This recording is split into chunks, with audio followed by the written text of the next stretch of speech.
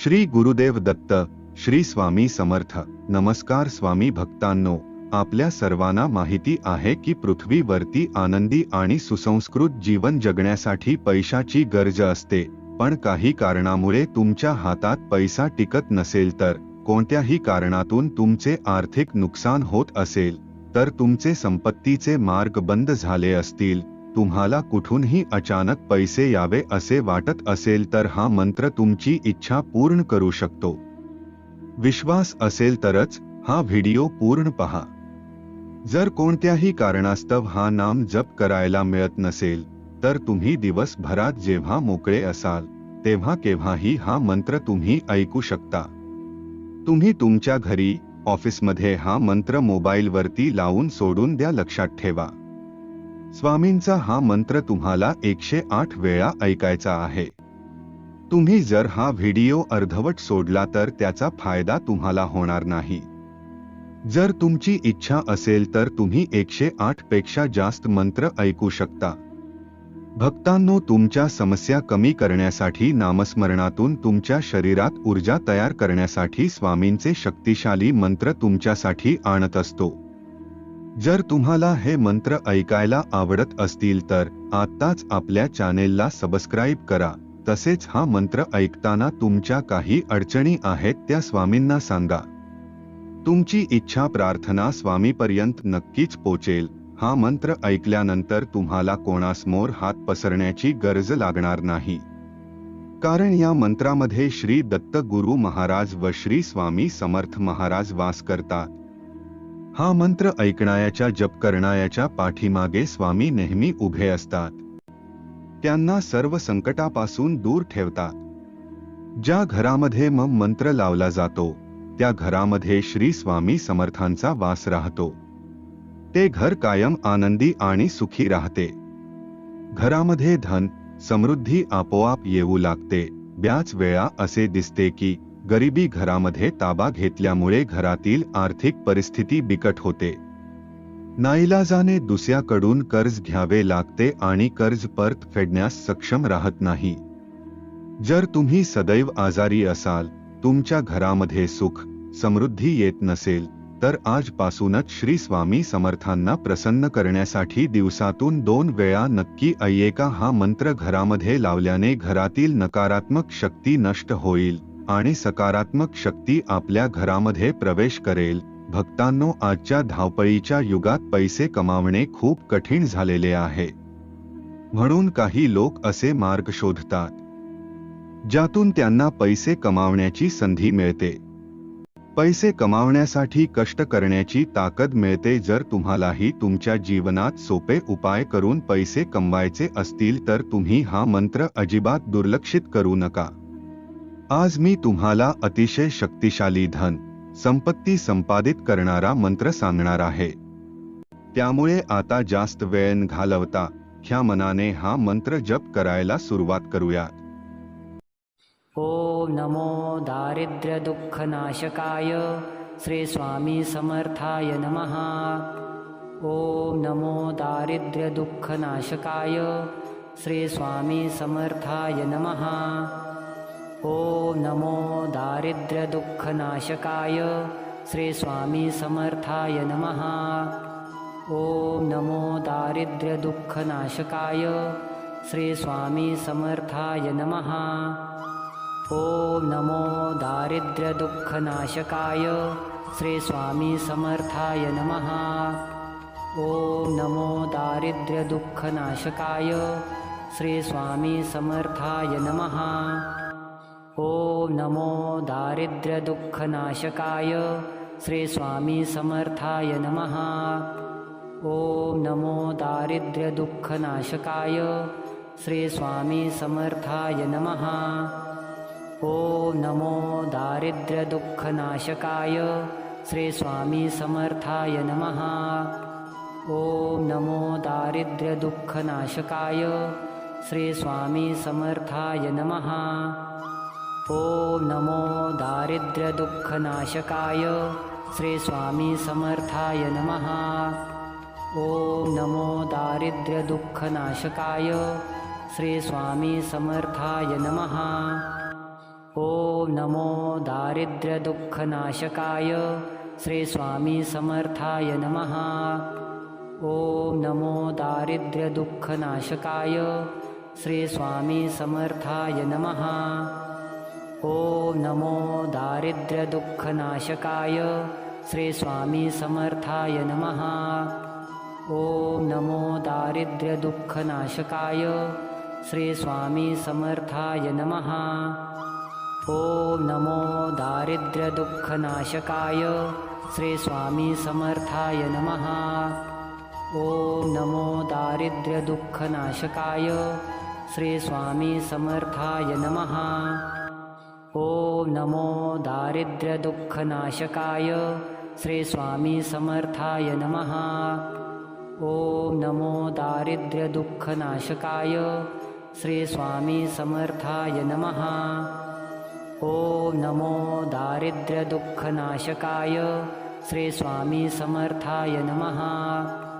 ॐ नमो दारिद्र्यदुःखनाशकाय श्री स्वामी समर्थाय नमः। ॐ नमो दारिद्र्यदुःखनाशकाय श्री स्वामी समर्थाय नमः। ॐ नमो दारिद्र्यदुःखनाशकाय श्री स्वामी समर्थाय नमः। ॐ नमो दारिद्र्यदुःखनाशकाय श्री स्वामी समर्थाय नमः। ॐ नमो दारिद्र्यदुःखनाशकाय श्री स्वामी समर्थाय नमः। ॐ नमो दारिद्र्यदुःखनाशकाय श्री स्वामी समर्थाय नमः। ॐ नमो दारिद्र्यदुःखनाशकाय श्री स्वामी समर्थाय नमः। ॐ नमो दारिद्र्यदुःखनाशकाय श्री स्वामी समर्थाय नमः। ॐ नमो दारिद्र्यदुःखनाशकाय श्री स्वामी समर्थाय नमः। ॐ नमो दारिद्र्यदुःखनाशकाय श्री स्वामी समर्थाय नमः। ॐ नमो दारिद्र्यदुःखनाशकाय श्री स्वामी समर्थाय नमः। ॐ नमो दारिद्र्यदुःखनाशकाय श्री स्वामी समर्थाय नमः। ॐ नमो दारिद्र्यदुःखनाशकाय श्री स्वामी समर्थाय नमः। ॐ नमो दारिद्र्यदुःखनाशकाय श्री स्वामी समर्थाय नमः। ॐ नमो दारिद्र्यदुःखनाशकाय श्री स्वामी समर्थाय नमः। ॐ नमो दारिद्र्यदुःखनाशकाय श्री स्वामी समर्थाय नमः। ॐ नमो दारिद्र्यदुःखनाशकाय श्री स्वामी समर्थाय नमः। ॐ नमो दारिद्र्यदुःखनाशकाय श्री स्वामी समर्थाय नमः। ॐ नमो दारिद्र्यदुःखनाशकाय श्री स्वामी समर्थाय नमः। ॐ नमो दारिद्र्यदुःखनाशकाय श्री स्वामी समर्थाय नमः। ॐ नमो दारिद्र्यदुःखनाशकाय श्री स्वामी समर्थाय नमः। ॐ नमो दारिद्र्यदुःखनाशकाय श्री स्वामी समर्थाय नमः। ॐ नमो दारिद्र्यदुःखनाशकाय श्री स्वामी समर्थाय नमः। ॐ नमो दारिद्र्यदुःखनाशकाय श्री स्वामी समर्थाय नमः। ॐ नमो दारिद्र्यदुःखनाशकाय श्री स्वामी समर्थाय नमः। ॐ नमो दारिद्र्यदुःखनाशकाय श्री स्वामी समर्थाय नमः। ॐ नमो दारिद्र्यदुःखनाशकाय श्री स्वामी समर्थाय नमः। ॐ नमो दारिद्र्यदुःखनाशकाय श्री स्वामी समर्थाय नमः। ॐ नमो दारिद्र्यदुःखनाशकाय श्री स्वामी समर्थाय नमः।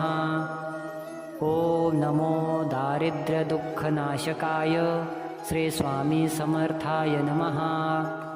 ॐ नमो दारिद्र्यदुःखनाशकाय श्री स्वामी समर्थाय नमः। ॐ नमो दारिद्र्यदुःखनाशकाय श्री स्वामी समर्थाय नमः। ॐ नमो दारिद्र्यदुःखनाशकाय श्री स्वामी समर्थाय नमः। ॐ नमो दारिद्र्यदुःखनाशकाय श्री स्वामी समर्थाय नमः। ॐ नमो दारिद्र्यदुःखनाशकाय श्री स्वामी समर्थाय नमः। ॐ नमो दारिद्र्यदुःखनाशकाय श्री स्वामी समर्थाय नमः। ॐ नमो दारिद्र्यदुःखनाशकाय श्री स्वामी समर्थाय नमः। ॐ नमो दारिद्र्यदुःखनाशकाय श्री स्वामी समर्थाय नमः। ॐ नमो दारिद्र्यदुःखनाशकाय श्री स्वामी समर्थाय नमः। ॐ नमो दारिद्र्यदुःखनाशकाय श्री स्वामी समर्थाय नमः। ॐ नमो दारिद्र्यदुःखनाशकाय श्री स्वामी समर्थाय नमः।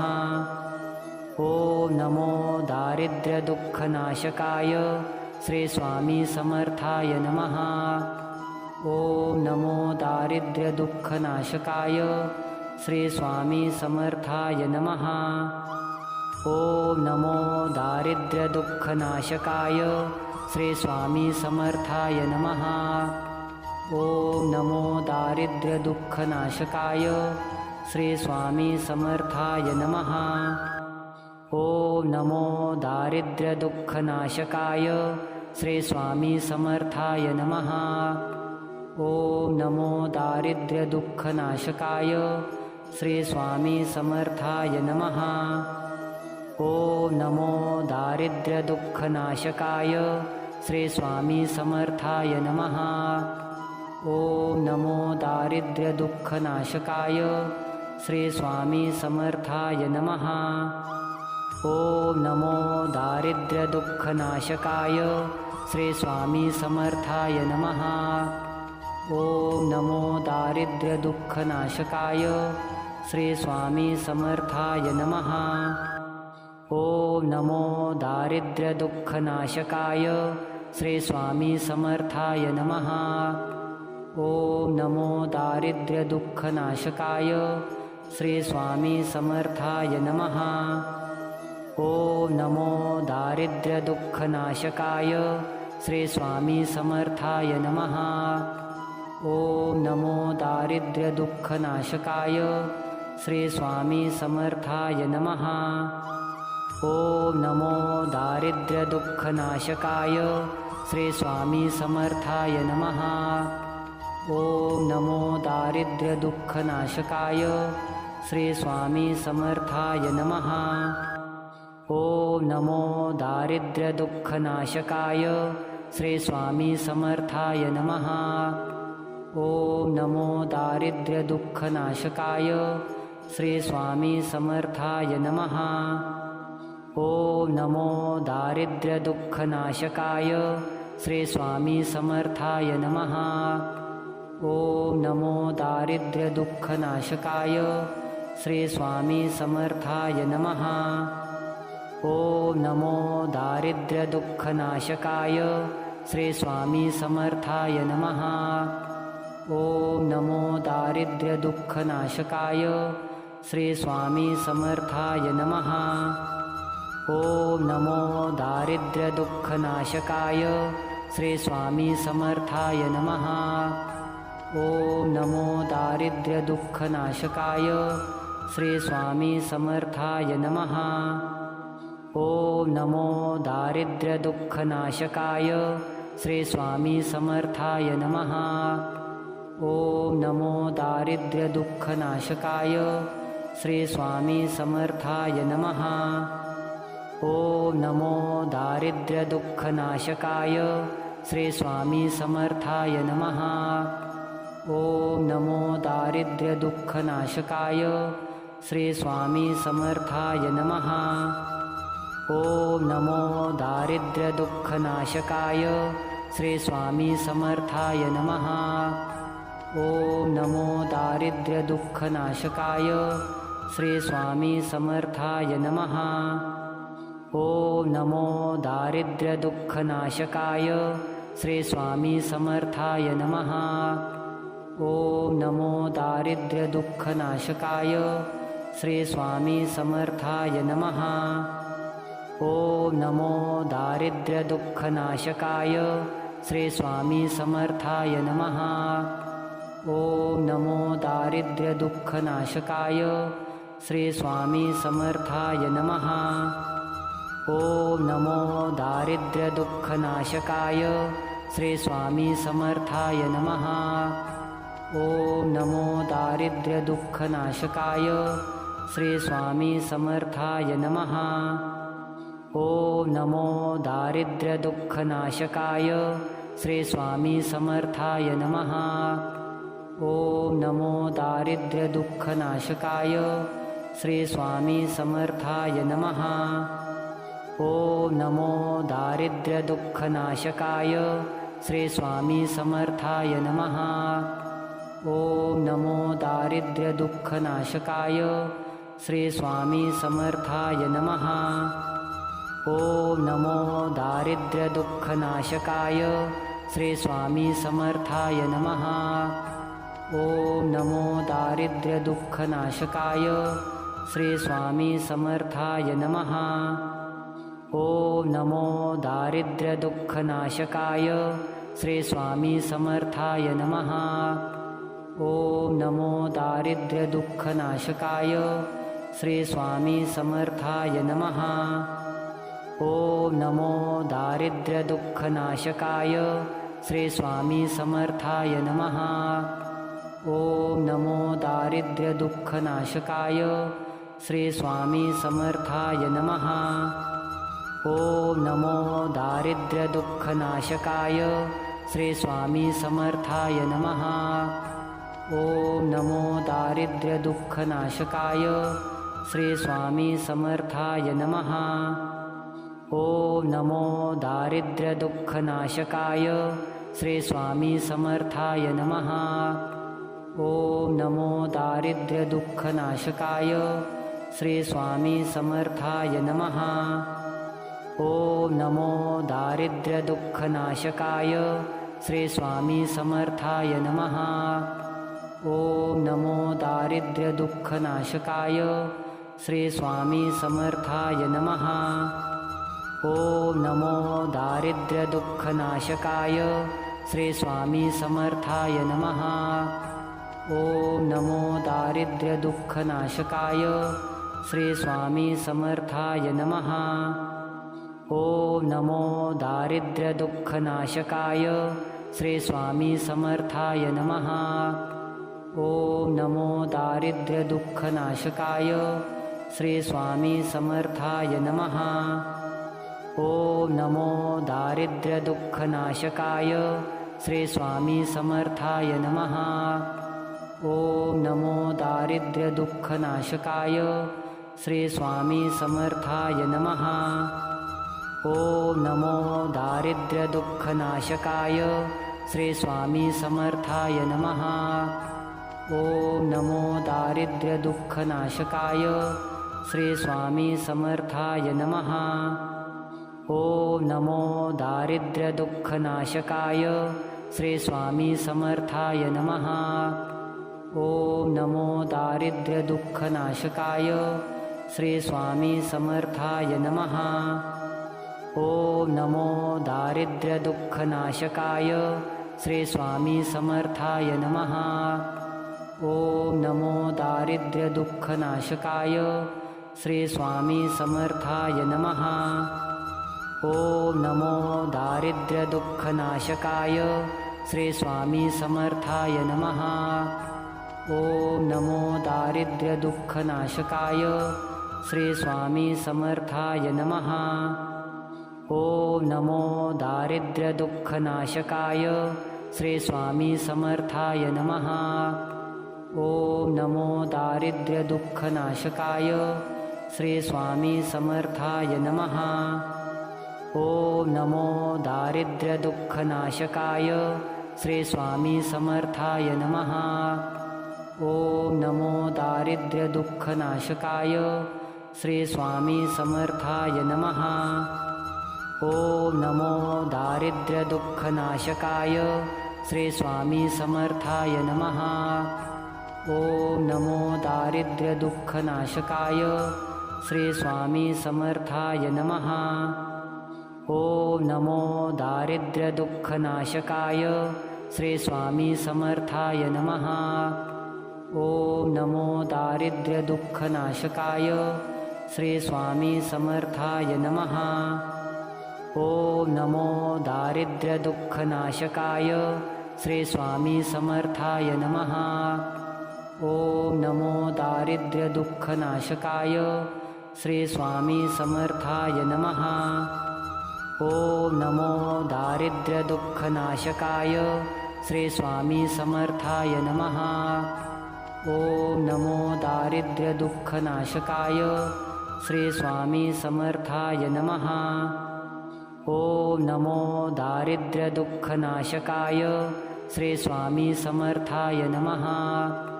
ओम नमो दारिद्र्यदुःखनाशकाय श्री स्वामी समर्थाय नमः। ओम नमो दारिद्र्यदुःखनाशकाय श्री स्वामी समर्थाय नमः। ओम नमो दारिद्र्यदुःखनाशकाय श्री स्वामी समर्थाय नमः। ओम नमो दारिद्र्यदुःखनाशकाय श्री स्वामी समर्थाय नमः।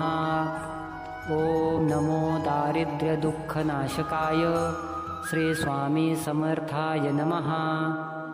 ओम नमो दारिद्र्यदुःखनाशकाय श्री स्वामी समर्थाय नमः। ओम नमो दारिद्र्यदुःखनाशकाय श्री स्वामी समर्थाय नमः। ओम नमो दारिद्र्यदुःखनाशकाय श्री स्वामी समर्थाय नमः। ओम नमो दारिद्र्यदुःखनाशकाय श्री स्वामी समर्थाय नमः। ओम नमो दारिद्र्यदुःखनाशकाय श्री स्वामी समर्थाय नमः। ओम नमो दारिद्र्यदुःखनाशकाय श्री स्वामी समर्थाय नमः। ओम नमो दारिद्र्यदुःखनाशकाय श्री स्वामी समर्थाय नमः। ओम नमो दारिद्र्यदुःखनाशकाय श्री स्वामी समर्थाय नमः। ओम नमो दारिद्र्यदुःखनाशकाय श्री स्वामी समर्थाय नमः। ओम नमो दारिद्र्यदुःखनाशकाय श्री स्वामी समर्थाय नमः। ओम नमो दारिद्र्यदुःखनाशकाय श्री स्वामी समर्थाय नमः। ओम नमो दारिद्र्यदुःखनाशकाय श्री स्वामी समर्थाय नमः। ओम नमो दारिद्र्यदुःखनाशकाय श्री स्वामी समर्थाय नमः।